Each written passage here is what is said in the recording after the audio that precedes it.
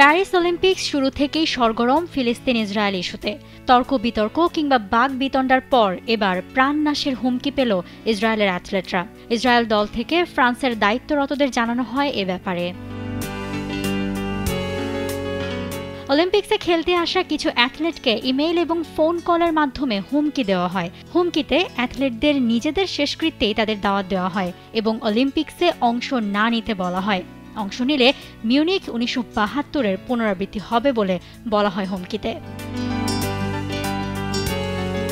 1972-এ Munich অলিম্পিক্সে সন্ত্রাসী হামলায় একজন জার্মান পুলিশ সহ 11 ইসরায়েলি অ্যাথলেট নিহত হয়। সে ঘটনার পুনরাবৃত্তির হুমকির খবরে এবার ইসরায়েলের বর্তমান দলকে নিরাপত্তা দিচ্ছে ফ্রান্স। আসরের শুরু থেকে ইসরায়েলের ইভেন্টের দিনগুলোতে বাড়তি পুলিশ মোতায়েন করা হচ্ছে ফ্রান্স থেকে। এখন এমনই ফুরফুরে মনে থাকবে সবাই। বসুন্ধরা টয়লেট্রিজ, ফুরফুরে মন সারাক্ষণ। তবে ইসরায়েলের ম্যাচে আক্রোশ থাকছেই। রোববার প্যারিসে জার্মেই স্টেডিয়ামে প্যারাগুয়ের সঙ্গে ম্যাচেও দেখা গেছে এমন কিছুই। কালো কাপড় পরে ফিলিস্তিনের পতাকা নিয়ে ম্যাচ দেখতে আসে দর্শকদের একাংশ, যারা ব্যানারে করে লিখে এনেছিল জেনোসাইড অলিম্পিক্স। আসর শুরুর পর ইরান সমর্থিত একটি গ্রুপ ইসরায়েলের বিরুদ্ধে ফ্রান্সকে সতর্ক করে আসছিল বারবার। তবে তদন্ত অনুযায়ী এখনও পর্যন্ত মৃত্যুর হুমকির সঙ্গে ইরান বা অন্য কোনো দেশের সংশ্লিষ্টতা পাওয়া যায়নি।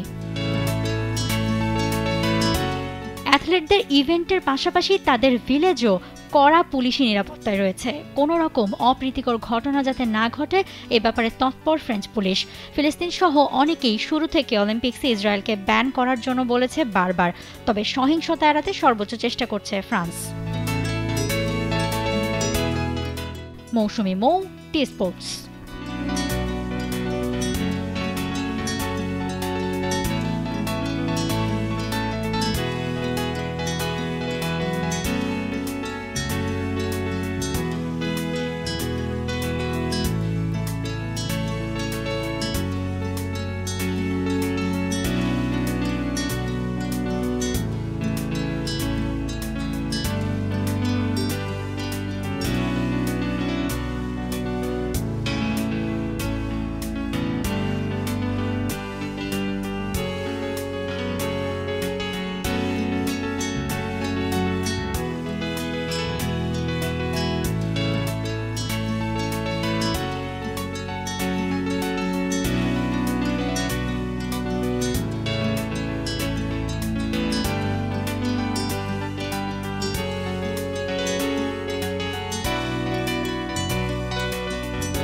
For more updates, subscribe to our YouTube channel and click on the bell icon. Follow us on Facebook and Instagram. Download T-Sports app to enjoy exciting games and highlights. Visit tsports.com.